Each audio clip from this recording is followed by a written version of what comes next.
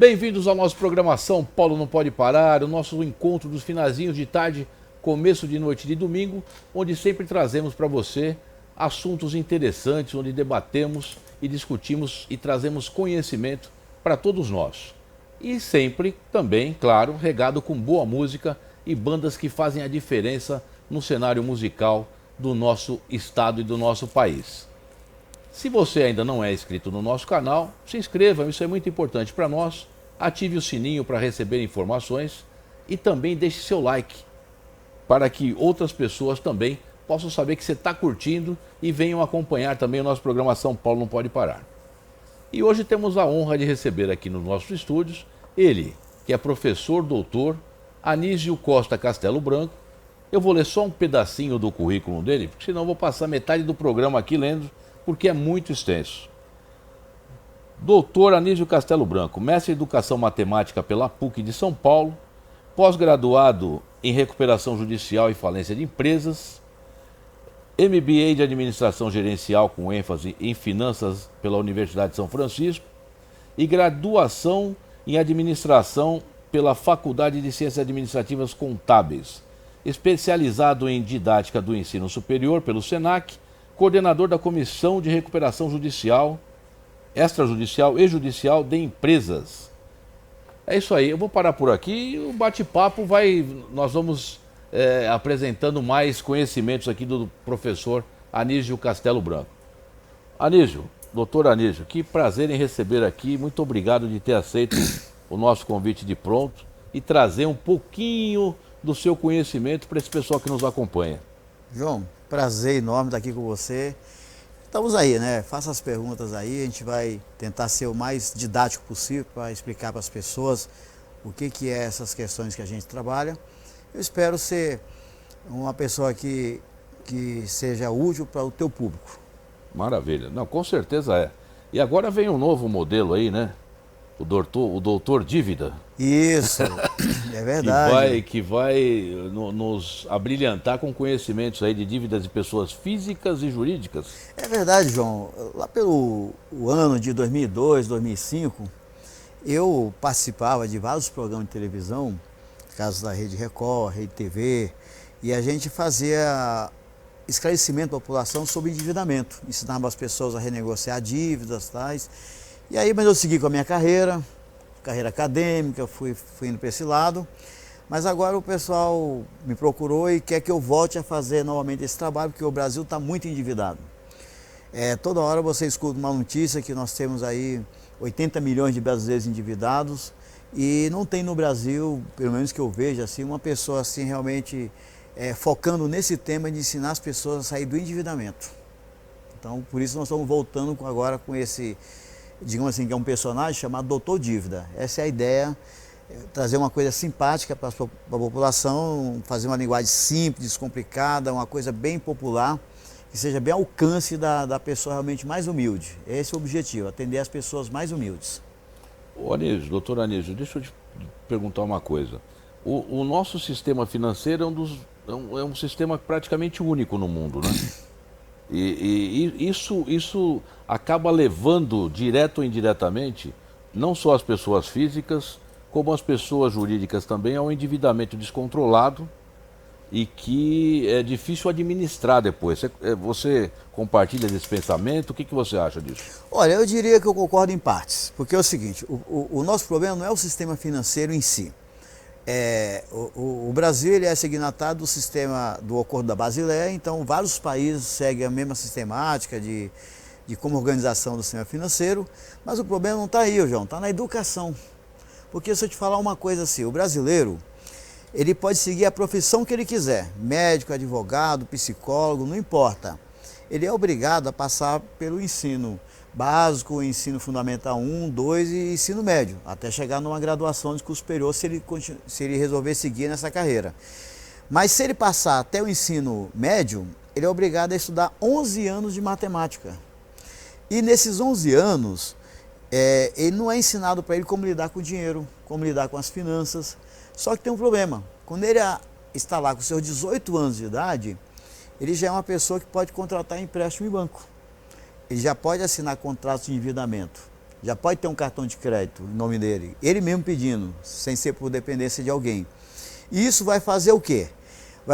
Ele vai entrar no sistema financeiro despreparado para estar nesse sistema financeiro. O sistema está lá. Você usa se você quiser, você toma o dinheiro emprestado se você quiser, você faz se você quiser, o sistema está aí. Você não é obrigado a fazer.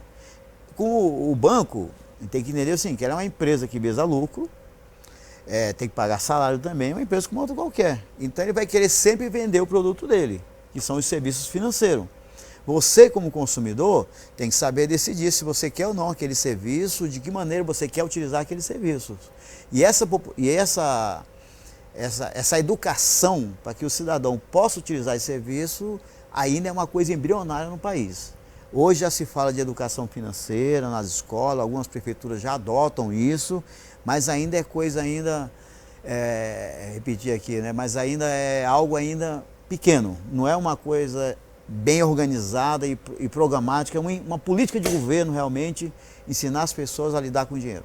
Isso está faltando. De uma forma assim comparativa, nós estamos dizendo o seguinte: quando você completa 18 anos, que você quer comprar um carro, você vai para uma autoescola, faz lá um curso, tem que fazer testes, tem que ser aprovado para poder pegar um carro e ir para a rua. Exatamente. E no caso de você ter uma conta bancária, contratar um empréstimo, não tem nada disso. Nada. Basta fazer 18 anos, você vai lá e contrata. Cadastrou seu CPF lá, passou no sistema de crédito do banco, você tem direito a usufruir dos serviços financeiros que estiver disponível naquela instituição financeira.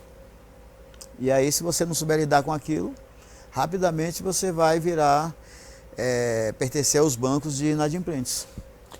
O doutor Anísio, você não acha que isso devia ser um plano de governo? Eu acredito, é disso que eu estou falando. A educação financeira, o Brasil agora, no último governo aí, ele tornou, assinou protocolo de intenções para entrar na OCDE. O que é a OCDE? Uma organização mundial dos países mais ricos do mundo e que tem como política justamente essa questão de educar a população. E o Brasil agora assinou esse protocolo. Ainda no novo governo vai ter que continuar com esse protocolo. Isso quer dizer o seguinte: essa situação da educação financeira tem que virar política de governo. Necessariamente, se o Brasil quiser fazer parte desse órgão internacional que é a OCDE. Por enquanto, isso são ações individuais de alguns governos, de algumas prefeituras, está na Lei de Diretrizes Básicas da Educação, que você deve incluir a educação financeira na escola, mas não tem ainda aquilo como uma coisa programática. É mais assim, você pode fazer, mas necessariamente é obrigado a fazer. Muito bom. Nós vamos falar daqui a pouquinho também sobre dicas que o doutor Anísio vai dar para nós de como fazer essa administração financeira, tanto para pessoa física como pessoa jurídica, dicas importantes. Mas conforme nosso combinado aqui, vamos intercalando esse papo com apresentações que foram realizadas aqui no nosso programa São Paulo Não Pode Parar. E vamos agora acompanhar uma das mais belas músicas italianas, Volare, com o grupo Signori Truffatori. Acompanhe aí.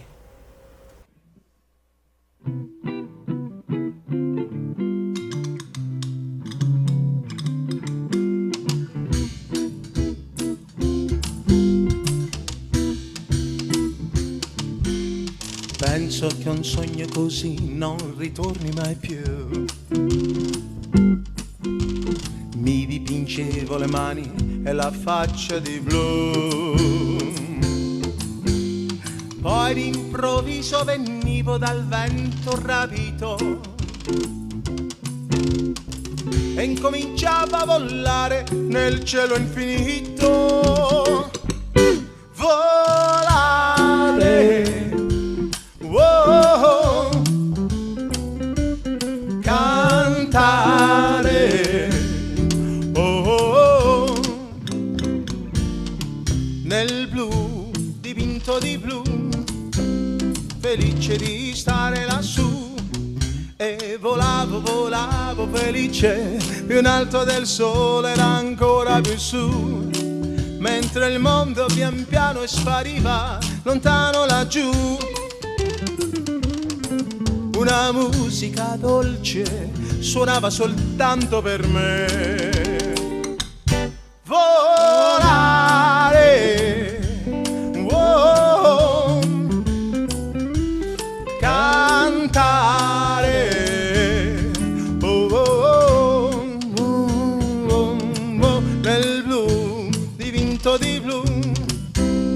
felice di stare lassù.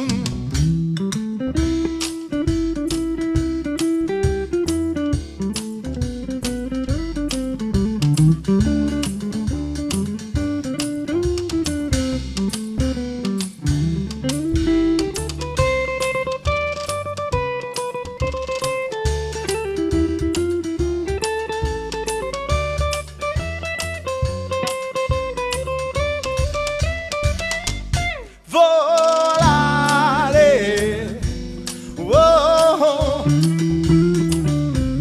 cantare,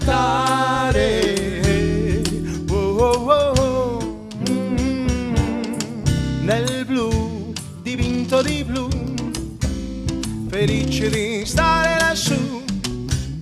Ma tutti i sogni nell'alba svanisco perché quando tramonta la luna li porta con sé. Ma io continuo a sognare negli occhi tuoi belli, che sono blu come un cielo trapunto di stelle. Volare, oh, cantare,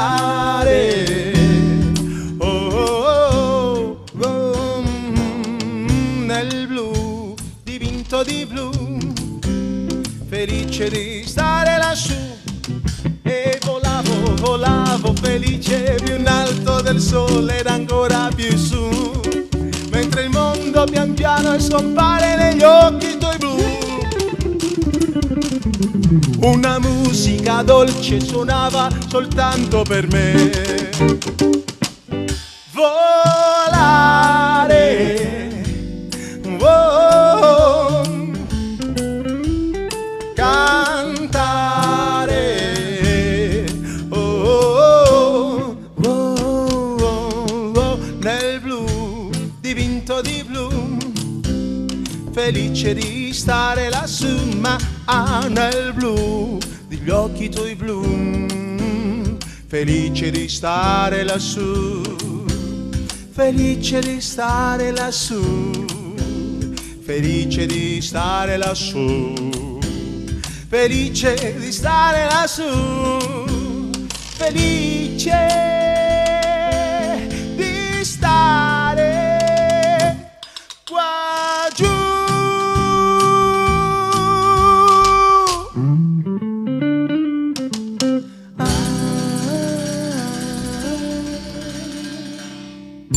Estamos acompanhando o programa São Paulo Não Pode Parar, com essa dupla maravilhosa, Signori Truffatori. Olha, o palco está aqui aberto para vocês retornarem com essa apresentação fantástica que vocês fizeram aqui para nós. E hoje estamos recebendo aqui nos nossos estúdios, ele que é professor doutor, Anísio Costa Castelo Branco, falando sobre finanças, sobre educação financeira, um assunto tão importante para nós, tanto pessoas físicas como jurídicas, né? Ô doutor Anísio, e além de tantas atividades, o senhor também é presidente da Associação Brasileira dos Peritos Judiciais, é isso? É isso aí. A Abrapeg é uma entidade de classe que representa os profissionais que trabalham nessa área de perícia judicial. Eu também faço parte agora da Comissão Especial dos Auxiliares da Justiça do Conselho Regional de Administração de Empresas, né, do Distrito Federal, que aí já pega todos os profissionais que atuam na área do Poder Judiciário. E a Associação dos Peritos é só o profissional perito. Então a gente tem essas duas atividades também. Uma atividade muito importante em processos, né? E você, posso chamar de você? Pode, fica à vontade, João. E você atende determinação judicial dos juízes? Na verdade, o perito judicial ele pode atuar em várias áreas do processo. Por exemplo, quando você entra com um processo judicial, havendo uma dúvida técnica lá que tem que ser esclarecida, o juiz pode nomear um perito, que isso aí é nomeado pelo juiz mesmo, Mas as partes que estão interessadas no processo também podem nomear os seus próprios peritos, são chamados peritos judiciais assistentes técnicos. Então um processo judicial pode até ter pelo menos 3 peritos atuando. Então é um mercado que tem bastante espaço. Um indicado pelo juiz e outro pelas duas partes. As duas partes estão discutindo aquela demanda. Então tem bastante área para atuação de perito judicial aqui no Brasil. Muito bom. E também é interventor federal. Isso. Como é que é essa intervenção federal? Explica um pouquinho para nós. Aqui. Dentro dessas atividades que eu chamo auxiliares da justiça, que são várias, uma delas é a profissão, a atividade, no caso, de ser interventor federal. Isso ocorre assim, normalmente ocorre uma investigação a polícia, né, Polícia Civil, Polícia Federal, é identificado algum ato criminoso, pelo menos pela polícia. Não estou dizendo que seja verdade, mas a polícia, na verdade, identificou que aquilo é algum ato ilícito. Ela manda isso para o Ministério Público, seja estadual ou federal. No meu caso, eu vou falar do federal. E aí o MP, ele entendendo que aquela investigação tem procedimento, é verídica e aquilo lá realmente está acontecendo, ele pode pedir para a Justiça Federal uma intervenção naquela empresa. Normalmente só ocorre... Empresa ou entidade? Empresa ou entidade. Normalmente só ocorre quando está se tratando de dinheiro público. É alguma coisa ligada a dinheiro público ou economia popular, alguma situação do tipo, que a justiça acha que tem que fazer uma intervenção. E às vezes, nessas intervenções, os donos das empresas, das entidades são afastados. E aí precisa que alguém administre aquela entidade, aquela instituição, porque a instituição ela tem lá salário para pagar, funcionários, fornecedores, tem que continuar funcionando. Os donos estão afastados por algum motivo. Porém, a empresa... Os donos ou administradores? Os administradores. Né? Ela tem que continuar a empresa. Verdade. Bom, bem colocado, os administradores. Que às vezes não são os donos, são os administradores. Estão afastados e aí alguém tem que administrar. Aí que nós somos convocados pela Justiça para fazer esse papel de administrador dessas empresas, mas somos chamados de interventores, porque é uma intervenção. É o Estado, a Justiça, intervindo naquela atividade econômica. Por isso nós somos interventores federais. É uma atividade bastante interessante. Bastante interessante, às vezes a gente... porque na verdade, João, eu sou do Conselho Regional de Administração, então nós somos administradores antes de qualquer outra coisa, é uma profissão. Então nós estamos preparados para administrar qualquer negócio. Seja de uma empresa de serviço, uma indústria, uma empresa de comércio. Por exemplo, atualmente eu ainda estou atuando como interventor numa empresa ligada ao ramo de saúde, gestão de saúde pública. Você vê que é um ramo diferente. Então, porque as técnicas, as bases, os pilares da administração é o mesmo para todas as empresas. Todos os setores, né? Então, você tem que seguir isso aí e o resto é conhecimento, alguns conhecimentos específicos de cada negócio que você vai adquirindo estando dentro da empresa ou com profissionais que você traz do setor, porque você pode montar uma equipe para administrar. Não é você sozinho. Claro. Você leva um time, você leva contabilidade, diretor financeiro, diretor comercial, diretor de negócio. Então você monta um time para fazer aquele papel. Então a intervenção não é só você é o responsável por tudo que está acontecendo, mas você tem sempre um time te apoiando. Quando você assume um comando de intervenção, isso é público, não é? Isso é público. É uma nomeação, é uma decisão judicial, a juíza dá um despacho, o juiz ou a juíza dá um despacho, isso vai no processo judicial daquela investigação e você com aquela decisão judicial você se apresenta na empresa. Vim cumprir aqui uma ordem judicial de administrar a tua empresa a partir de hoje. É assim que funciona, sem muita burocracia. Aí você vai, na prática, você assume a gestão das contas bancárias da empresa, você passa a assinar pela empresa nessa questão de liberação de recursos, assinar contratos que é mencionado ali para frente, mesmo que provisoriamente. Aí as pessoas que estão no processo sendo investigadas, elas vão tentar voltar para a posse da empresa. Se amanhã elas conseguirem, por alguma determinação judicial, aí você sai daquela atividade. Ela pode durar um mês, como pode demorar 1 ano, 2 anos. Essa atividade, por exemplo, que eu estou agora, já vai completar 2 anos que eu sou interventor dessa entidade. E já estou em outras aí há 4 meses e terão outras para vir nesse Brasil afora. Principalmente agora, ligada às questões tributárias das empresas. Isso é um assunto importantíssimo que eu vou pedir vou fazer essa pergunta para você daqui a pouquinho, para você poder responder. E também não sei se é possível, se você pode falar algumas das intervenções que você já fez, sem comentar, claro, o contexto, mas de grupos conhecidos por todos que nos assistem aqui, que você já teve a oportunidade de fazer algum trabalho. O trabalho. E quero falar também do Marco da Paz, Monumento Marco da Paz aqui, que está na minha mesa, que hoje é um instituto que eu tenho o prazer de ser presidente do Instituto Marco da Paz, por indicação do meu querido Gaetano Brancati Luigi, idealizador desse projeto maravilhoso, espalhado pelo mundo, 38 unidades já, no mundo inteiro, em quase todos os continentes. Temos vários projetos agora em andamento aí para novas inaugurações de Marcos da Paz em todo o país e também em outros continentes, agora na Antártida, viu, Anísio? Estamos tratando aí, fazendo um acompanhamento aí com o querido Coronel Arruda, que tá nos ajudando, para poder tentar levar o Marco da Paz para a base brasileira lá na Antártida. Vamos lá passar um friozinho lá, mas vale a pena ter esse monumento em solo brasileiro na Antártida. Vai ser um prazer. Um beijão para você, Gaetano Brancati Luigi. Luigi é uma pessoa fantástica que passou muitos infortúnios aí durante a Segunda Guerra Mundial, era garotinho. Ele é uma pessoa que dedica a vida inteira à cultura de paz. Ele puxa muito minha orelha. É mesmo? O Homem da Paz vive puxando minha orelha. Mas de vez em quando eu puxo dele também. Eu dei um quadro para ele, que está lá na sala dele. Eu quero que você olhe aí, viu, Gaetano? Na segunda-feira você olha lá e você veja lá, que está escrito lá, que você lembra sempre, né? Está escrito, às vezes pai, às vezes filho, mas sempre irmãos. E uma coisa você sabe que aqui não falha, e eu sei que daí não falha também. A lealdade.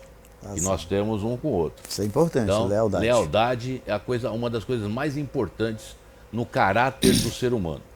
Então, e o Luigi tem essa demonstração. Ele tá mais pai do que filho, mas às vezes é filho também, eu tenho que puxar a orelha dele. Mas é isso aí. E vamos para mais uma música enquanto nós discutimos aqui a próxima pergunta.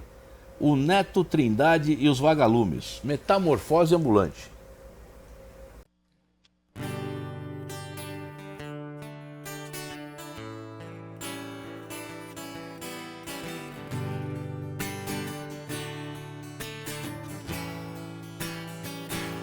Eu prefiro ser essa metamorfose ambulante. Eu prefiro ser essa metamorfose ambulante do que ter aquela velha opinião formada sobre tudo. Do que ter aquela velha opinião formada sobre tudo. Eu vou desdizer agora o oposto que eu disse antes.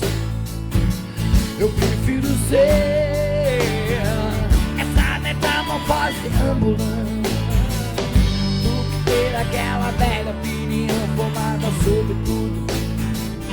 Do que ter aquela velha opinião formada sobre tudo. Sobre o que é o amor, sobre o que eu nem sei quem sou. Se hoje eu sou estrela, amanhã já se apagou. Se hoje eu te odeio, amanhã lhe tenho amor. Lhe tenho amor, lhe tenho horror. Lhe faço amor, eu sou amor. É chato chegar a um objetivo num instante. Prefiro ser metamorfose ambulante do que ter aquela velha opinião formada sobre tudo. Do que ter aquela velha opinião formada sobre tudo. Do que ter aquela velha opinião formada sobre tudo. Sobre o que é o amor, sobre que eu nem sei quem sou. Se hoje eu sou estrela, amanhã já se apagou. Se hoje eu te odeio, amanhã me tem um amor. Tenho amor, tenho horror, lhe faço amor. Eu sou um ator.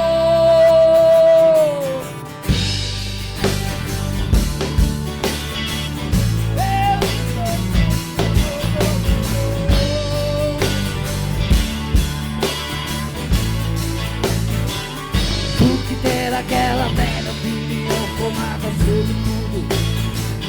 Tu que ter aquela velha opinião formada sobre tudo. E ter aquela velha opinião. Sou ter aquela velha opinião. Sobre ter aquela velha opinião. Sobre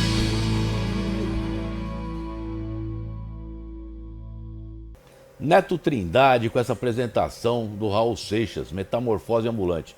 Doutor Anísio, esses dias eu estive passando aí pelo interior, Sim. numa cidade chamada Iacanga, Iacanga? perto de Bauru. Iacanga, onde teve o Woodstock brasileiro, Festival de Águas Claras. Nossa, que legal. E eu tinha, na época, 14 anos de idade, e eu fui trabalhar lá. Certo. Eu estudava, meu amigo, o pai dele tinha lá uma barraca dessas que faz lanche, o famoso pernil, linguiça. Sei. E nós fomos lá tava de férias, nós fomos ajudá-lo lá, que ganhava uma graninha, né? Precisava de sempre bem-vindo uma graninha. Certo. E Trabalhando. nós fomos lá, 40 mil pessoas. Ô, louco. Na fazenda, chovia muito. E eu tive a oportunidade de passar lá e lembrar desses momentos maravilhosos que nós vivemos lá, trabalhando, o pessoal se divertindo. Não me lembro de nenhum incidente que teve lá de morte no primeiro festival, pelo menos com o que nós tivemos lá. E 40 mil pessoas acampadas, um negócio muito, muito legal. E foi onde eu tive a oportunidade de assistir o show do Raul Seixas cantando, entre outras músicas, Metamorfose Ambulante. Raul Seixas, isso grande aí. cantor, nos deixa saudade. Muita saudade. É. E doutor Anísio Castelo Branco, É. vamos perguntar agora para você, como é que a gente se vira nesse país aqui com administração financeira pessoal, empresarial, porque eu vou te falar, hein, não é mole não. Olha, João, você sabe que isso aí é objeto de estudos nas faculdades. Muita gente está fazendo hoje no Brasil dissertação, tese de doutorados sobre a questão do endividamento das pessoas. Isso é um assunto muito sério, sério mesmo. Porque é uma máquina que tem que girar. Assim, as pessoas que estão com o nome no SPC, no Serasa, em qualquer órgão de proteção ao crédito, não conseguem comprar. Se não consegue comprar, não consegue consumir, o comércio para, a roda de girar, e aí afeta a indústria, afeta tudo, então esse é um problema. E como é que você resolve isso aí para funcionar? As pessoas têm que ter educação financeira, não tem outro jeito. Hoje, as pessoas estão aprendendo na marra, uma dificuldade, repito, o último número que eu vi foi quase 80 milhões qualquer coisa de endividados. Pessoas que estão com problema que isso a pesquisa mostrou, mas eu acho que isso é muito mais, viu? Porque a gente tem que separar a pessoa que está endividada e a pessoa que está inadimplente. Tem essa questão também. Mas a pessoa que está endividada, se ela não souber administrar esse endividamento, rapidamente ela pode virar inadimplente. Então, respondendo a tua pergunta aí, como fazer? Eu acho que tudo começa com algum tipo de organização, se tem algum tipo de método. Quando eu falo método, pode ser, no caso da pessoa física, ela pode pegar, anotar as dívidas dela numa folha de papel, pode ser num caderno, pode ser num computador, numa planilha, pode ser num software próprio, não importa, ela tem que ter algum tipo de método. Sem método, você não vai para lugar nenhum. E aí, ela tem que ter um negócio chamado disciplina. Trazer aquilo com alguma coisa chamada rotina. Ela tem que olhar aquilo ali como se fosse uma rotina. Se ela sair gastando e não se preocupar em controlar aquilo ali, vai dar ruim. Agora, uma coisa que eu falo para as pessoas, já dando uma dica, como é que você faz uma lista do que você deve? Eu falo assim, João, primeiro você relacione somente os itens que você... Extremamente necessário. Não, se relaciona os itens que você vai lembrando que você deve, sem colocar valores. Por que não colocar valores? Se você começar a colocar o item e colocar valor, item e valor, item e valor. Vai chegar uma hora que você fala assim, não, já passou demais do orçamento. Então você desiste, você não termina a lista. Você não termina a lista. Ah, não, se eu ficar preocupado com isso aqui, eu não vou viver. Eu não vou, deixa a vida me levar. E você sabe que a única pessoa que ganhou dinheiro no Brasil que a história deixa a vida me levar foi o Zeca Pagodinho. Ninguém mais. Então o povo brasileiro tem que aprender realmente a buscar algum método para fazer as coisas. Isso não quer dizer, gente, você vai ser uma pessoa chata, não vai se divertir. Você vai, só que vai ter um controle. Porque você sabe, João, o cidadão ele consome muito por impulso. Muito por impulso. E eu vou te dar um exemplo. Um exemplo assim, se alguém uma mulher, por exemplo, ela chega assim e liga para uma amiga. Você vai no meu aniversário? Qual é a primeira pergunta que ela faz? Lógico, amiga, eu vou para o seu aniversário. Mas aí, tudo bem, como é que vai ser? Desligou o telefone, o que é que a mulher vai pensar? Qual é a roupa que eu vou? Aí ela lembra. Ah, tá, mas será que nesse aniversário vai ter as mesmas pessoas de antes? Que estavam no outro aniversário? Se for, não posso ir com essa roupa que eu tava naquele aniversário. Aí ela já vai perguntar, vem cá, tais pessoas vão estar nesse... Você convidou? Convidei, já confirmaram. Nossa, já tenho que comprar uma roupa nova, porque eu não posso repetir roupa. Aí a roupa vem um sapato, vem um acessório, vem o cabelo, vem não sei o quê.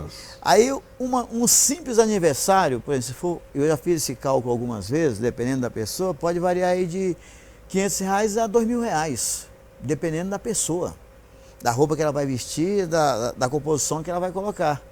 E aí, se ela não tem isso na sobra de caixa dela, como é que vai fazer? Ou seja, é uma decisão que ela tomou por impulso e que vai entrar no endividamento. Aí o banco está esperando você, de portas abertas, para você se endividar com ele, para financiar a tua má gestão pessoal. É assim que funciona a regra do jogo. E se você for pensar, todas as profissões, elas existem pela necessidade de outras pessoas. O médico só tem paciente porque as pessoas ficam doentes. O professor só ensina porque alguém precisa aprender. E o banco só empresta dinheiro porque as pessoas precisam de dinheiro. Mas será que essa pessoa que tomou essa decisão por impulso de ir no aniversário precisava gastar tudo isso para ir nesse aniversário? Precisava? Então aí vai muito com essa questão de você ter a consciência de quem é você na sociedade, a consciência de gasto. Eu, por exemplo, eu vou dar agora, nesse mês agora de abril, vou dar uma palestra numa entidade aí, acho que posso até falar, a Fundação Casa, mas é para os funcionários a palestra. É que muitas empresas pedem esse tipo de palestra, inclusive eu estou à disposição das empresas que quiserem palestra sobre educação financeira. Lá a gente vai falar sobre a influência das dívidas na saúde dos brasileiros, porque lá é a semana da CIPA, né, Comissão de Prevenção de Acidente, e vai falar da saúde. E identificaram que as dívidas influenciam sim na saúde das pessoas, saúde física e mental. E a pessoa com algum problema de saúde ela não consegue fazer o trabalho dela corretamente. Então, esse problema do endividamento da população deveria ser política pública mesmo, e por isso que a gente tem uma atenção para esse lado aí. Muito bom. Depois, vamos dar uma pausa para mais uma música, doutor. E depois eu queria que você falasse um pouco disso também na área empresarial. Sim. Do CNPJ, ou seja, Sim. das empresas. Sim. E também uma coisa muito interessante, né? Que muitas pessoas não dividem a empresa da pessoa física. Faz um bololô só. Isso é o mais comum. Eu acho que todo mundo já passou por isso. E é uma questão cultural que é difícil você desmembrar. Mas, enquanto isso, vamos acompanhar mais uma música aqui. Você que está acompanhando o programa São Paulo Não Pode Parar. Esse trio maravilhoso, trio Beijo de Moça, com esse shot das meninas. Vamos lá.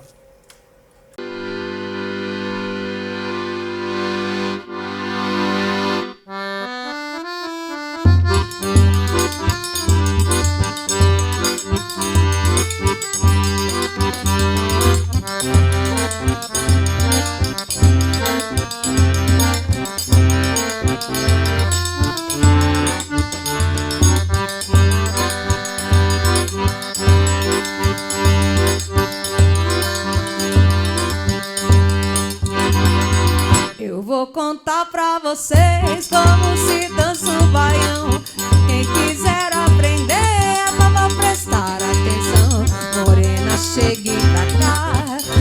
ao meu coração.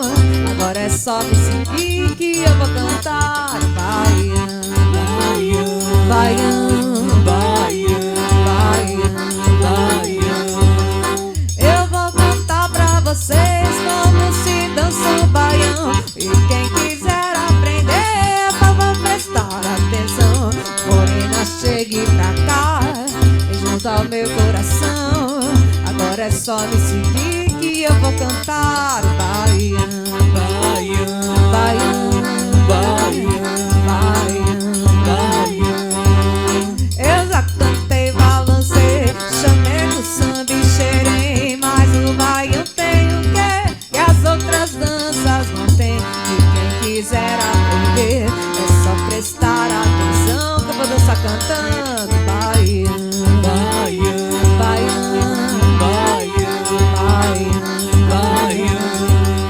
Eu já cantei no Pará, toquei sanfona em Xerém, cantei lá no Ceará e sei o que me convém. Por isso posso afirmar com toda a convicção que sou doido pelo baiano, baiano, baiano, baiano, baiano.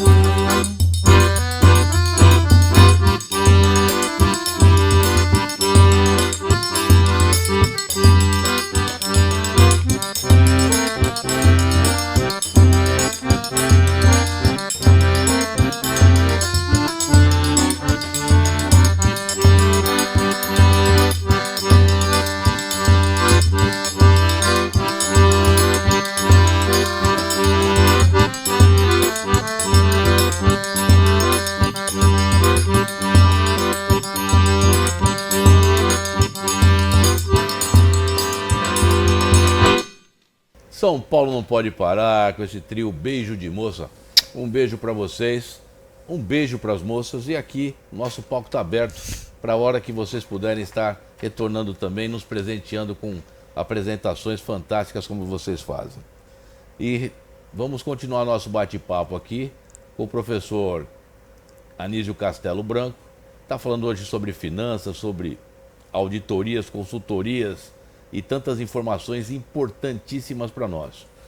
E nós estávamos falando de dívida de pessoas físicas, eu gostei dessa tua dica, né? De relacionar. E não colocar valores. Relaciona tudo que você... Faz a lista de nomes, de itens. De itens. E aí depois você não coloca valores. Mas é importante também você separar dois tipos de dívida aí. O que é custo fixo, que você não tem como fugir. Com dinheiro ou sem dinheiro, você tem aquela dívida todo mês. Uhum. E aquelas dívidas... Conta de luz, conta de água... Não tem como você escapar. Condução... O aluguel, o aluguel, a prestação fixa, a escola das crianças, essa dívida não tem como você fugir dela. Ali você já começa a estabelecer uma meta de receita a ser alcançada. Mas ainda, João, só finalizando essa parte já que você tocou, depois a gente fala das empresas, o problema é o seguinte, é um quadrado. O quadrado é assim, vou te dar um exemplo. A pessoa, vamos supor que ela tem uma receita fixa de 10 mil, só fazer conta redonda aqui, tá? 10 mil. E ela gasta 8, todo mês. Despesa fixa, receita fixa. Sobraria quanto no caixa dela? 2. 10 menos 8, 2. Esses 2 mil, em tese, seria para a pessoa guardar esse dinheiro para fazer uma viagem, para dar entrada numa coisa de valor agregado maior. Seria uma reserva de caixa. Mas por que ela nunca fica com essa reserva? Porque ela tem um negócio chamado despesa variável. Eu falei da despesa fixa, mas tem a despesa variável. O que é despesa variável? Pô, você vai tomar uma cervejinha, despesa variável. O carro quebra, é uma despesa variável. Acontece um problema de saúde, é uma despesa variável. O exemplo que eu dei da pessoa ir no aniversário, é uma despesa variável. E as pessoas, elas não se preocupam em ter a receita variável. Elas têm a despesa variável necessariamente, que acontece, é a imprevisibilidade. E cadê a receita variável? Elas não têm a receita variável. O que elas fazem? Pega lá a sobra de caixa, que é da composição da receita fixa menos a despesa fixa, joga para a despesa variável, e aí não dando para cobrir a despesa variável, ela vai buscar empréstimo no banco. Aí começa um ciclo vicioso. Sendo que as pessoas deveriam, no mundo de hoje, com tanta tecnologia, com tantas oportunidades de trabalho, procurar outras receitas para suprir imprevisibilidades. das despesas variáveis e conservar o saldo da despesa fixa. É assim que eu imagino que deveria ser uma pessoa mais ou menos organizada. O serviço de aplicativos aí como Uber 99 veio agregar bastante nesse sentido. Isso, mas tem isso aí, hoje você pode montar um e-commerce pela internet, hoje as pessoas elas vendem qualquer coisa via Instagram, elas podem fazer várias atividades, você pode fazer marmita fitness, você pode fazer um negócio, o problema é a cultura. Nós vivemos aqui no Brasil a cultura do CLT. Consolidação da lei do trabalho. As pessoas, se você perguntar para a pessoa, qual é o seu valor? Qual o seu valor? Não sei. Meu valor é indeterminado. Não, seu valor está escrito na sua carteira de trabalho. É isso que você vale. Está escrito lá, você vale tanto por mês. Mas você só vale aquilo? Lógico que não. Você pode fazer muito mais, pode fazer muito melhor, mas aí a pessoa tem que sair desse quadrado. Tem que sair desse ciclo aí, ela tem que ir no mercado e enxergar isso melhor. E você começa a enxergar isso aí quando você estuda o problema. Você estuda o problema como? Estudando educação financeira, não tem outro caminho. Isso é uma coisa realmente necessária para a vida, para a saúde do ser humano hoje em dia. Mas não vamos fugir do foco, não vamos fugir da pergunta da empresa. Não, vamos lá. E a empresa aí? A empresa, ela tem uma situação que é um pouquinho diferente, porque a empresa, já existe alguma legislação em cima da empresa. Por exemplo, as empresas hoje no Brasil, elas são praticamente obrigadas a emitir os seus balanços contábeis. Ali ela tem a demonstração do passivo e do ativo dela, a demonstração de lucro, o fluxo de caixa. São algumas demonstrações que, embora os empresários não a utilizem, os contadores são obrigados a fazer. Você está entendendo? Os contadores são obrigados a fazer. É que o empresário não tem a cultura. Escuta, eu quero ver meu balanço fechado esse mês, bonitinho no final do mês. Ele toca a vida dele lá na base do conta corrente do banco. E aí ele não vai atrás dessa informação, que ele vai descobrir, às vezes, que o contador está fazendo alguma coisa incompleta. Pô, mas eu vi que tem uma despesa que eu tinha esse mês, não está aqui no balanço. Mas não chegou o documento. Ou seja, aí lá na frente você sofre um problema de fiscalização, uma auto-infração, e vai responder por uma situação que você não deveria responder. E quem responde não é o contador, quem responde é o cara que está no contrato social da empresa. Então a empresa, ela parte de um princípio que existe algum nível de organização obrigatória, que é a elaboração das demonstrações financeiras. Se usar, ajuda muito, mas quando não usa, como é que faz? Não tem outro jeito. Tem que ter também educação financeira dentro da empresa, como tem para a pessoa física. Tem que alguém chegar lá, falar para o empresário, treinar o empresário, preparar ele psicologicamente para exercer essa atividade, porque ele tem que, na verdade, se reeducar. Essa que é a verdade. E aí você comentou em algum momento, não sei se aqui do programa, ou então eu lembrei de falar sobre isso aí, é separar a atividade da pessoa física da pessoa jurídica. Isso é importantíssimo. Quando nasce uma empresa, qual o primeiro lançamento que se faz dentro de uma empresa? É colocar dinheiro no caixa na empresa. E aí é o capital social que você coloca. Eu vou abrir uma empresa, vou abrir, por exemplo, um salão de beleza. Uma esmalteria, uma coisa menor. Vou gastar 50 mil reais para abrir essa esmalteria. Então eu coloco 50 mil no caixa da empresa, aquilo vai para o caixa da empresa e fica registrado no capital social da empresa. Certo? Então é assim que deveria ser. E você veja que tem um fenômeno que eu vou esclarecer aqui, quem olha balanço, esses negócios, fala a conta do caixa de 50 mil é uma conta devedora. Por que ela é devedora? Porque a empresa deve esse dinheiro para o sócio. O sócio, na verdade, emprestou dinheiro para a pessoa jurídica. Então, o sócio pode tirar da empresa aquilo que pertence a ele. O que é? O que ele investiu, ou então o lucro da empresa. Ou o lucro da empresa. Ele só pode retirar da empresa o lucro. Aí, no determinado dia do mês, eu estou lá com... vamos pensar assim, uma empresa grande. Estou lá com 1 milhão na conta. Nossa, esse dinheiro é meu? A pergunta é, quanto é que é o teu lucro? O teu lucro é 10 mil. Então você só pode tirar 10 mil de 1 milhão. Mas a pessoa, mas não é possível, eu não posso pegar uns 100 mil desses 1 milhão. A tentação é grande, aí ele pega mais do que deveria pegar na empresa. Isso em algum momento, na continuidade da empresa, no fluxo de caixa da empresa, isso faz diferença. E aí, de novo, ele vai para onde? Para o sistema bancário. Mas eu falo sempre o seguinte, existe dinheiro bom e dinheiro ruim. Eu sempre escuto as entrevistas do dono da van, ele fala assim, eu adoro o banco, porque eu pego o dinheiro do banco, compro mercadoria à vista, pago o banco a prazo, negocio melhores preços, revendo com lucro e com esse lucro eu faço a empresa girar. Então ele faz um cálculo perfeito ali. Você pegar o dinheiro do banco para essa finalidade é perfeito, porque o dinheiro mais caro Isso é investimento, na Sim, verdade, o dinheiro mais caro da empresa não é o do banco, é o do investidor.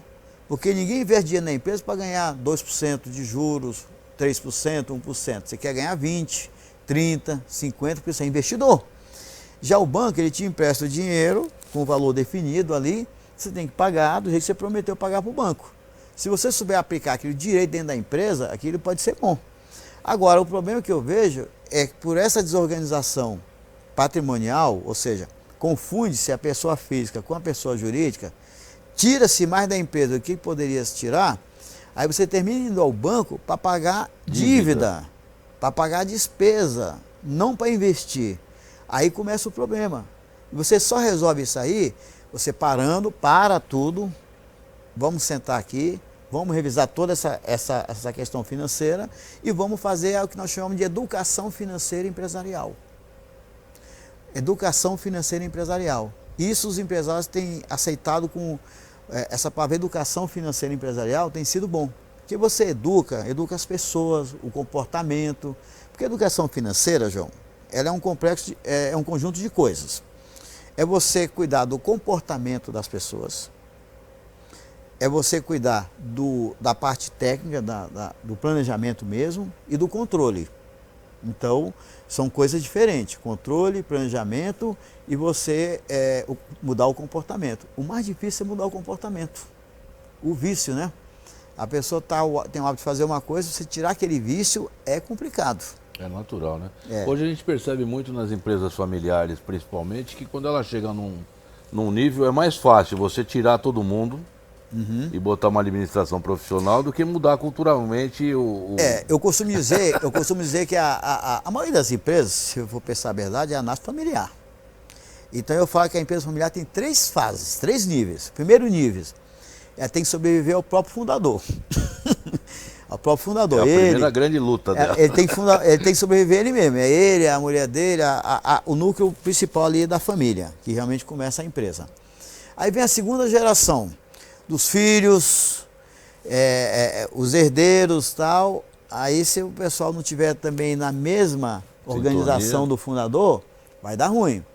Aí vem a terceira geração, é de namoradas, de esposa, de genros, de primo, todo mundo que vai surgindo e vai entrando na empresa.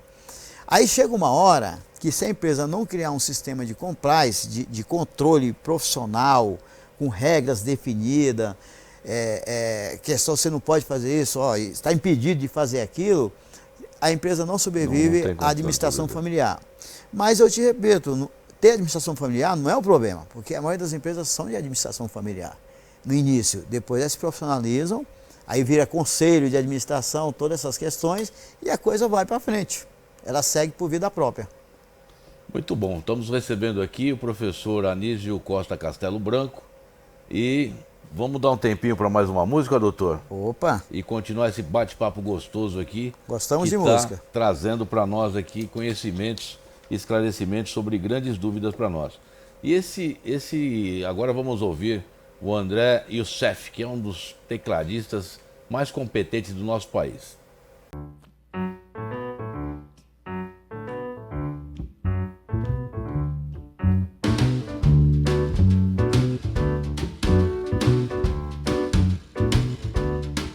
You know I can be found sit on the lawn. You come around. At least please telephone. Don't be cruel. Too hard it's true. Maybe if I made you mad with something I might have done. Please let's get the best. The future's right ahead. Don't be crying. Too hard it's true. I don't want to love a baby, it's you I'm thinking of. Don't stop and think of me, mama. Don't make me feel this way. Come on, never love me, and you know what you say. Don't be cruel, too hard as you. Why should be apart? I really love you, baby, cross my heart.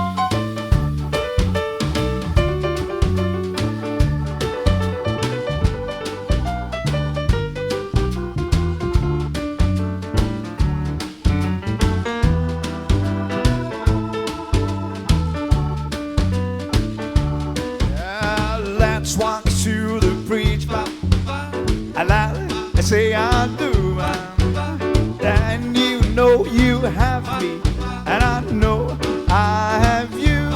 Don't be cruel, too hard it's true. I don't want to love a baby too. I'm thinking don't be cruel, too hard it's true. Don't be cruel, baby, too hard it's true. I don't want to love, baby, it's you I'm thinking of.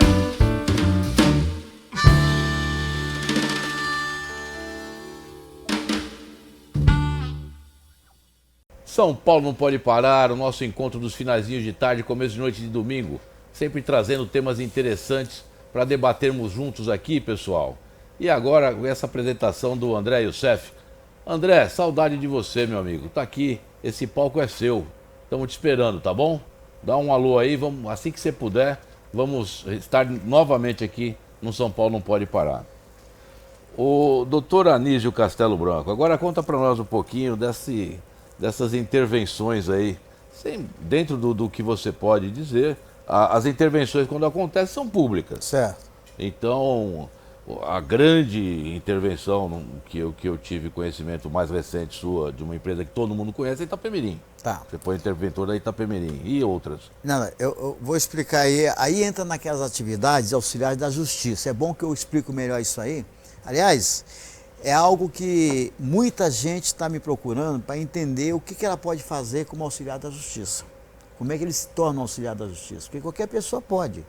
Se ela tiver um curso superior, um conhecimento dentro de uma área, ela pode se habilitar para ser um auxiliar da justiça. Então eu estou preparando aí em breve uma palestra onde eu vou explicar quais são as principais atividades auxiliares da justiça e o que cada uma faz, como que você pode ingressar nessa atividade. E depois até vamos oferecer cursos específicos de algumas atividades da justiça. Mas vamos lá. A atividade de interventor judicial é essa que a juíza dá uma decisão judicial, você assume lá. No caso aí, eu estou hoje na Operação Contágio, uma operação da Polícia Federal que interviu no sistema de saúde de 3 cidades. A outra atividade, intervenção que eu estou, é numa operação chamada Black Flag, da cidade ocorreu em Campinas, da primeira vara de Campinas, aí já trata de leilões públicos, de compra de energia fotovoltaica. Então, tem diversos tipos de intervenção.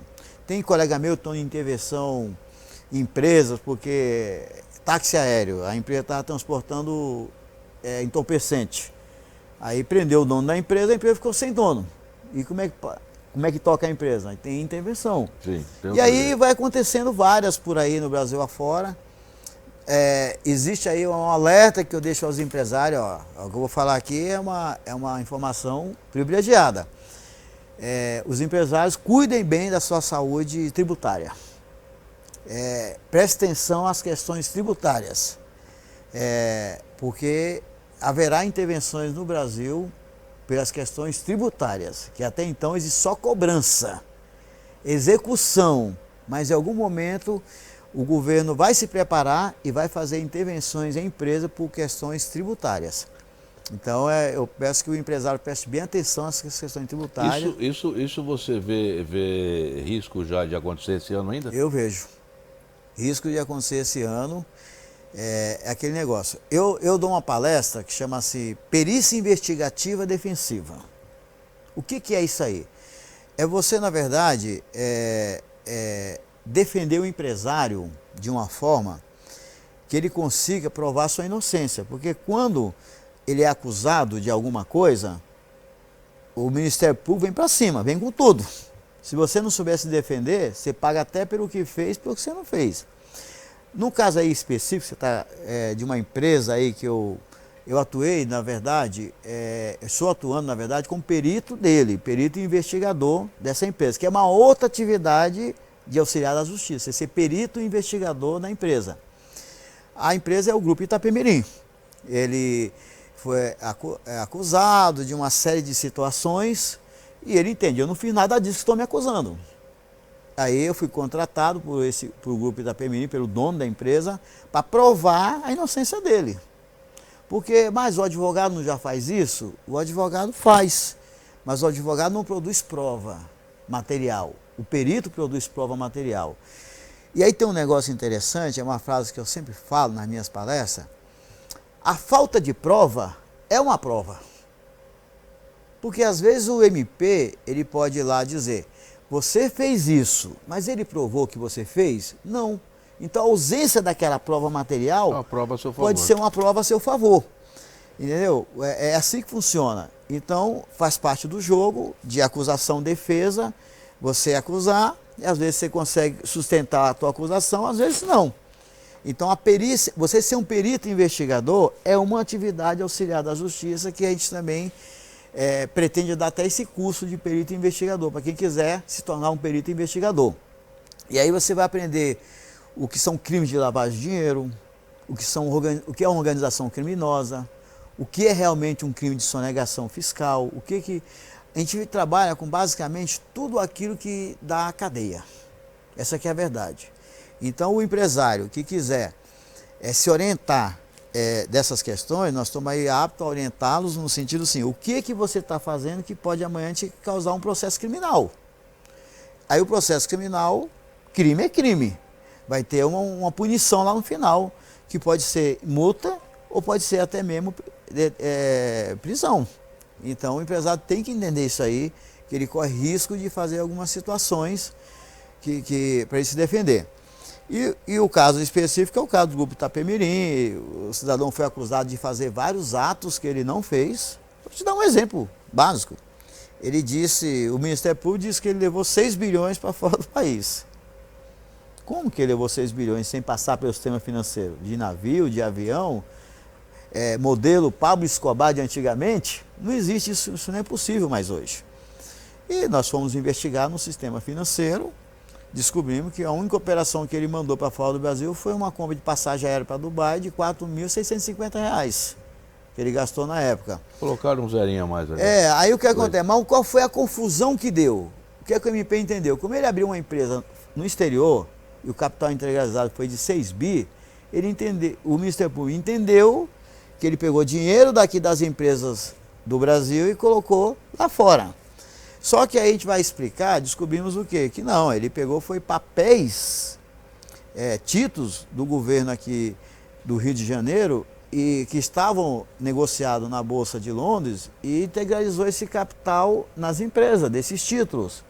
Não foi moeda, papel moeda. Então, se a perícia investigativa vai buscar essas informações, vai esclarecer esses fatos, vai gerar um relatório com fé pública para que os advogados possam apresentar isso para o juiz, até para o próprio Ministério Público, para esclarecer o fato.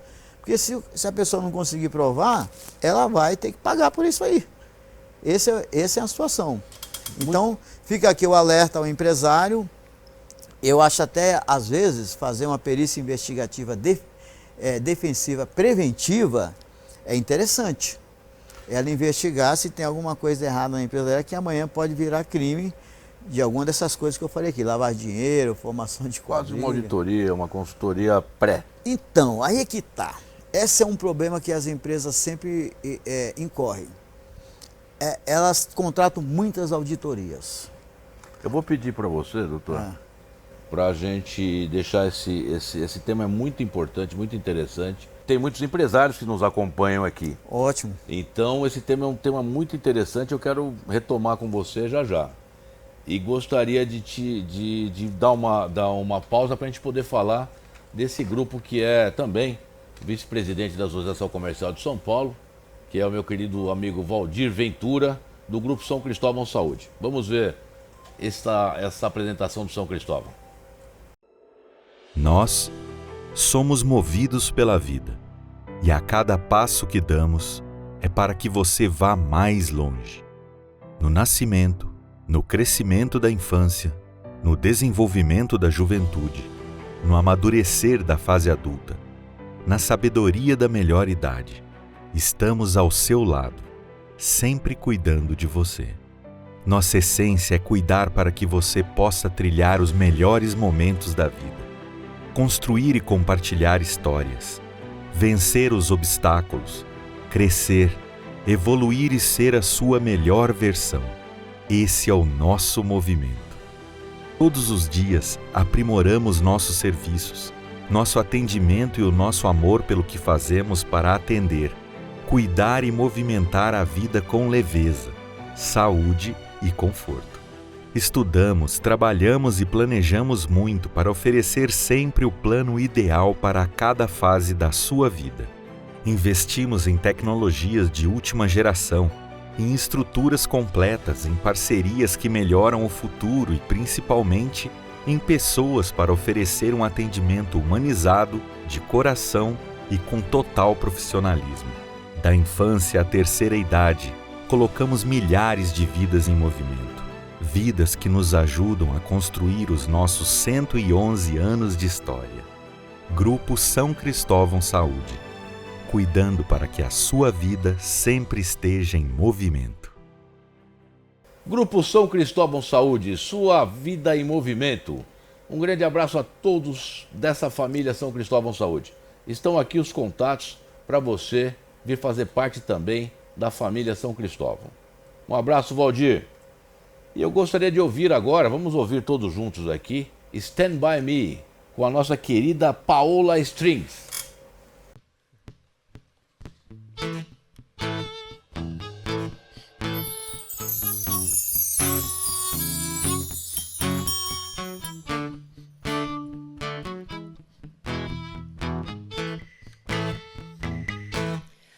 When the night has come and the lid is dark and the moon is the only light to see, no, I won't be afraid. No, I won't be afraid. Just as long as you stand by me. So darling, darling, stand by me. Oh, stand by me. Oh, stand now. Stand by me. Stand by me. If the sky don't really come, oh, so tumble and fall. Are the mountains should grow go to the sea. I won't cry, I won't cry, I won't shed the tears just as long as you stand still by me. So darling, darling, stand by me. Oh, stand by me. Oh, stand now. Stand by me. Stand by me.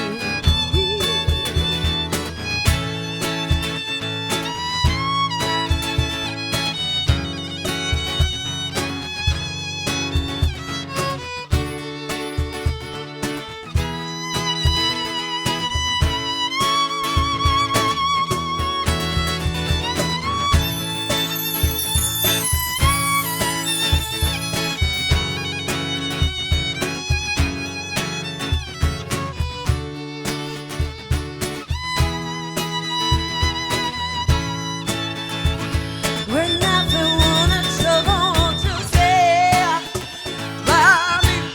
Whoa, stand by me. Oh, stand by me. Stand by me.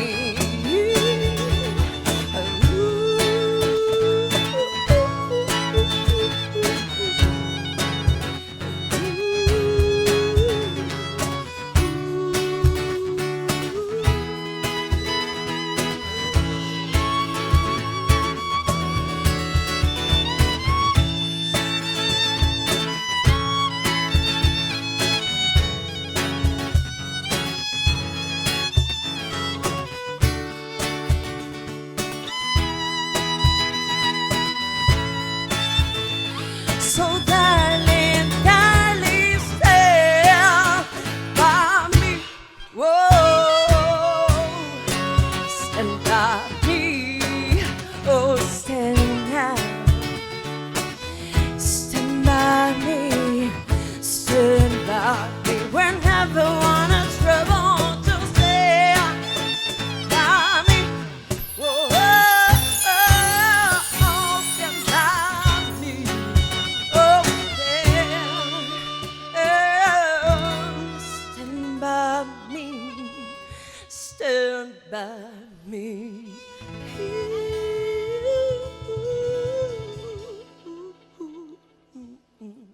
São Paulo não pode parar, o nosso encontro dos finalzinhos de tarde, começo de noite de domingo. E tudo que é bom dura pouco, né, pessoal? Já estamos chegando no finzinho do nosso programa. Ouvimos agora Stand By Me com essa querida amiga Paola.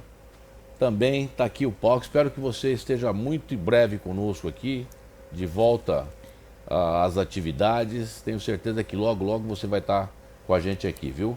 Beijão para você, Paola. E, doutor, vamos voltar para esse assunto importante aí, que é o assunto empresarial, né? É. Dessa classe que sofre tanto para manter esse país de pé. É. Paga a maior taxa de juros do mundo. É. Tem lá esse... Você não acha que o sistema financeiro nosso é muito cruel? Olha, é uma coisa que poucas pessoas explicam isso de uma forma correta, e eu acho uma oportunidade boa para me explicar o que é essa tal da taxa Selic, que é a taxa de juros que o governo Lula está pedindo para baixar, para subir, está brigando lá, essa questão toda aí. A taxa de juros Selic, ela foi criada para remunerar os títulos da dívida pública. O governo, ele tem algumas formas de captar recursos. A primeira é pela arrecadação de impostos. A segunda é através de empréstimos. Só que o Brasil já teve a experiência no passado de se endividar com o FMI, com o Banco Mundial, com outros mecanismos. Essa experiência não foi muito boa. E a terceira forma a gente fala, que a gente começa a dizer assim, vendendo títulos da dívida pública. O que é isso? O governo emite um título do governo do Brasil, coloca lá no pregão de venda de títulos, leilão online, e os bancos vão lá e compram. E o governo promete a remuneração pela taxa Selic, dos juros, e a recompra do título quando vencer. E assim ele vai rolando a dívida do Brasil. Hoje a dívida, o Brasil não tem dívida externa, tem dívida interna. A dívida interna do Brasil, ela é impagável. Talvez minha terceira geração não vai conseguir ver a dívida interna do Brasil paga. Porque o Brasil está quase que todo o seu PIB endividado para o sistema financeiro. Então, meio ponto, 0,25% da taxa Selic é deixar o banco mais rico, porque é ele que ganha esses juros. Agora, o que deveria ser um balizador da economia, por exemplo, se a taxa Selic está 13%, baixou para 12,5%, baixa lá no banco o empréstimo? Não baixa, porque o banco funciona na lei de oferta, demanda e procura. Enquanto tiver gente disposta a pagar os juros que eu estou oferecendo no capital, eu não vou mexer na taxa. Por que eu vou mexer na taxa? Claro. Quem que me obriga a baixar a taxa de juros? O governo obriga. O que o governo pode fazer para forçar os bancos a reduzir a taxa de juros, lá na ponta, para o empresário, para o consumidor, seria ele mexer por decreto, assim, intervenção do governo nos bancos públicos, Caixa Econômica, Banco do Brasil, e aí por diante, que é eles baixando a taxa de juros, os bancos privados, tem um concorrente nosso forte aí baixando os juros. Então nós vamos baixar também. Porque senão vai ser aquela história. Tem gente querendo pagar esse preço do dinheiro? Tem. Então eu vou vender assim. Então, na verdade, certas coisas não funcionam bem assim. E a taxa Selic influencia no quê até agora? Nada.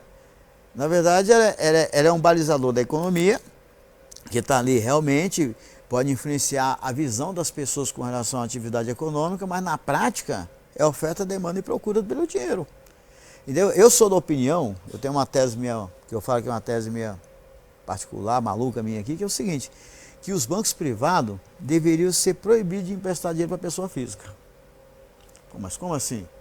Não, quem deveria financiar a pessoa física deveria ser os bancos públicos, com taxas subsidiadas, baratas, e deveria dar educação financeira para o povo não se endividar. Os bancos privados deveriam financiar as empresas. Aí as empresas, eles iam ter uma condição melhor de emprestar, porque ia diminuir a captação de pessoas que querem pegar o dinheiro deles. Ia sobrar mais dinheiro no caixa dos bancos para emprestar para as empresas e o juros ia baixar. Agora não, fica endividando as pessoas, endividando aí. E aí, onde é que vai parar isso aí? Onde é que vai parar o endividamento das pessoas? Endividamento das famílias causa separação, causa ataque cardíaco, causa ansiedade, causa insônia, as pessoas engordam. Tudo é uma série de problemas que os problemas financeiros causam nas pessoas. E o governo, não cuidando disso, ele está sendo, na minha opinião, negligente com essa parte da população. Essa é uma tese minha. Defendo. Se os bancos privados emprestarem dinheiro só para as empresas, a taxa seria menor e as pessoas físicas não estariam tão endividadas. Ela realmente pegar dinheiro do banco público, aí vai ter que o banco público é a avalista do problema da população, de uma certa forma. Agora, as empresas, a gente está falando aqui de auditoria e de perícia. Qual a diferença disso aí? A empresa, às vezes, tem auditoria. Audita tudo. As americanas têm auditoria, da Price. Meu Deus da Price. E aí, o que adianta? A auditoria, gente, ela tem um contrato com a empresa, que contrata aquela empresa de auditoria. Ela fala assim, eu quero auditar isso, auditar aquilo. Obviamente, como é uma empresa listada em bolsa, tem coisas que são obrigadas a auditar pela CVM, tem que dar esse relatório aqui. Mas a auditoria, às vezes, ela pega uma coisa assim global, faz uma análise global e faz recomendações para a empresa, para melhorar a sua performance, uma série de questões. A perícia não. A perícia ela vai em pontos específicos. É que nem você vê a perícia criminal. A pessoa morre, ela vai, eu quero examinar essa cena de crime. Não é toda a cena de crime, eu quero examinar essa. Então ela faz um trabalho mais específico, pontual, esclarece um fato determinado para aquele que contrata a perícia. E a auditoria é um negócio mais amplo. Por isso que nem sempre a auditoria é sinônimo que tudo está sendo visto. Certo, né? Que tudo está sendo visto. Já se você fala assim, eu quero fazer uma perícia investigativa na minha contabilidade disso. O cara vai lá, abre aquelas caixas pretas lá e investiga. Aqui tem problema aqui não tem, não sei o que, faz a constatação. Agora, de todas as operações da empresa, não dá para fazer. Aí a auditoria não dá para fazer também de tudo. É humanamente impossível. Você pega uma empresa do tamanho da loja americana, todas as operações que aquela empresa tem, você, na verdade, dizer assim, auditei todos os processos da empresa. Não dá para controlar tudo aquilo ali. Se bem que hoje em dia, as auditorias é muito feita via sistema. Auditoria de tecnologia, que você faz a auditoria de todos os processos. Você revisa os processos sistêmicos, não exatamente os documentos, os processos sistêmicos. Tem auditorias aí que eu vou te falar. Mas eu quero fazer uma apresentação sua só sobre isso, se você puder, no futuro aí. Opa, nós estamos sempre aqui à disposição de você, João, uma pessoa que eu tive o prazer de conhecer. Eu vejo sua motivação, se preocupa com São Paulo, se preocupa com a nossa cidade e também se preocupa com o empresário.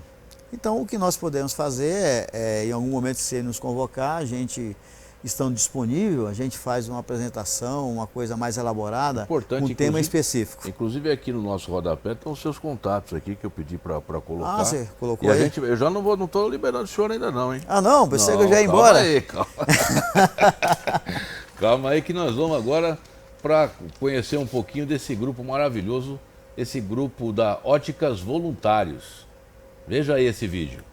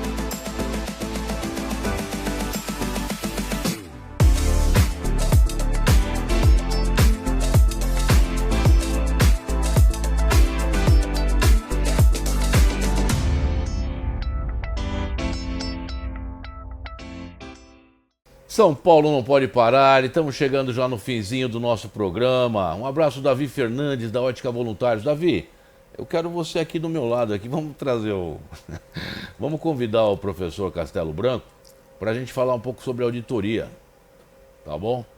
E você que é bastante conhecedor do assunto também.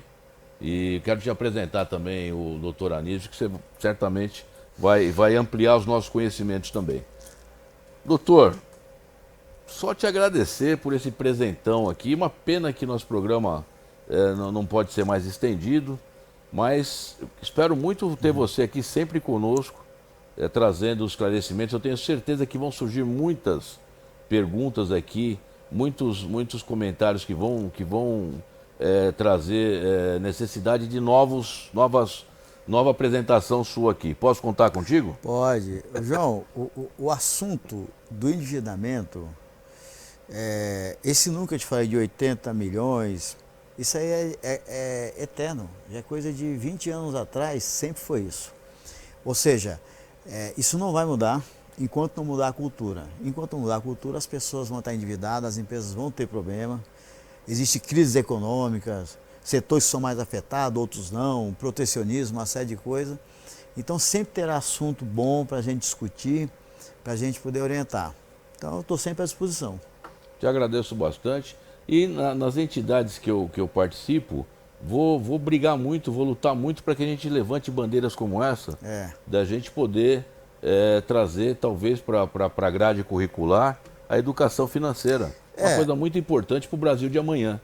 Em vez de a gente ficar só fazendo algumas coisas que não tem nada a ver com o segmento empresarial, em defesa do empreendedor às vezes,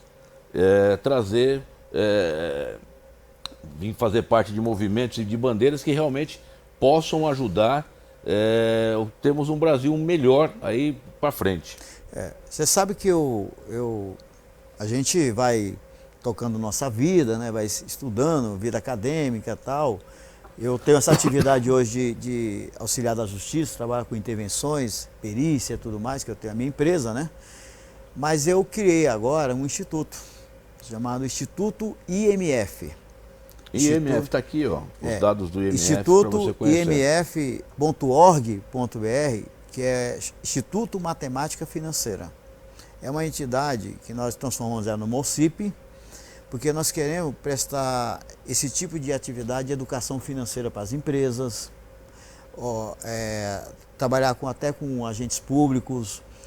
Então, o nosso foco no MF, que é o Instituto Matemática Financeira, é justamente trabalhar a educação financeira, ensino da matemática financeira, a educação matemática, porque na verdade a gente fala assim, educação matemática, o que é educação matemática? Não é ensinar, né, a matemática, é você tratar de como ensinar melhor essa área do conhecimento para que as pessoas passem a gostar de uma coisa que é importantíssima para todo mundo.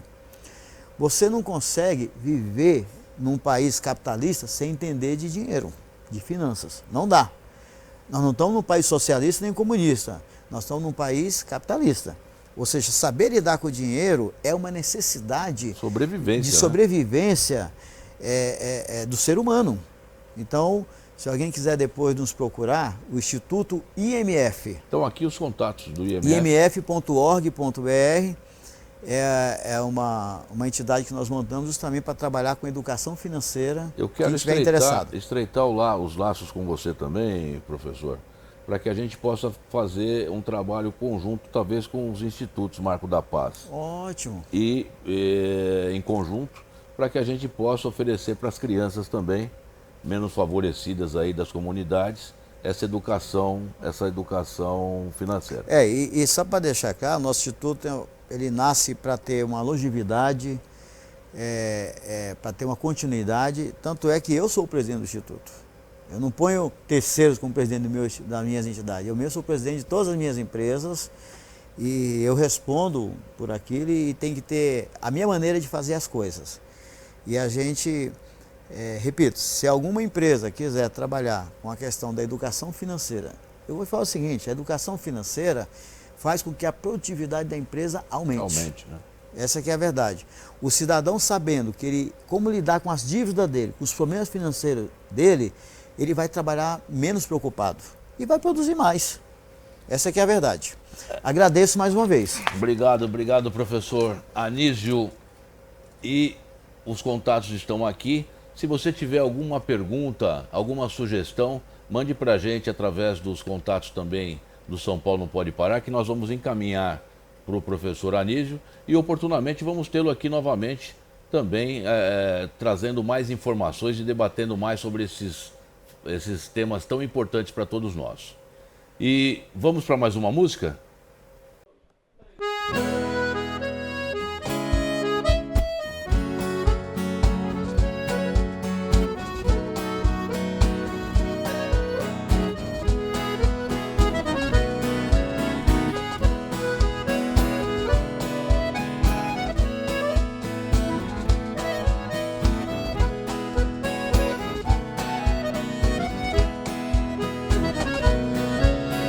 Você me pede na carta, eu desapareça, que eu nunca mais te procure, pra sempre te esqueça. Posso fazer sua vontade, atender seu pedido,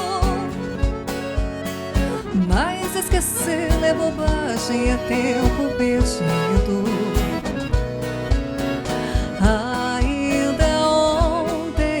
Chorei de saudade, relendo a carta, sentindo o perfume. Mas que fazer com essa dor que me invade? Mato esse amor ou me mata o ciúme?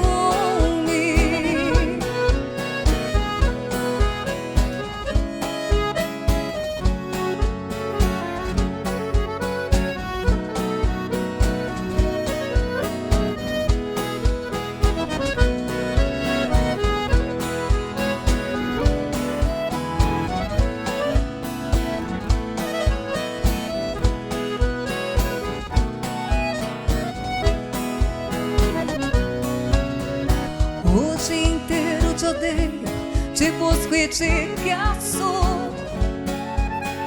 Mas nos meus sonhos de noite te beijo e te abraço.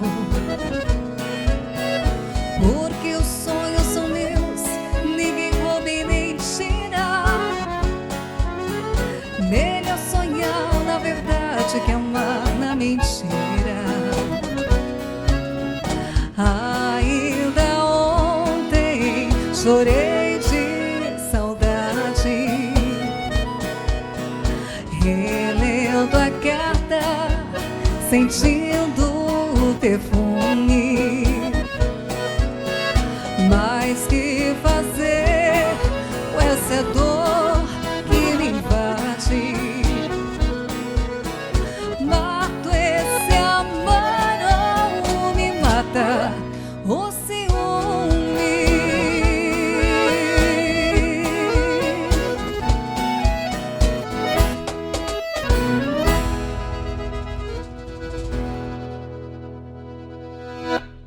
E assim encerramos mais um programa São Paulo Não Pode Parar. Muito obrigado, professor Anísio Castelo Branco.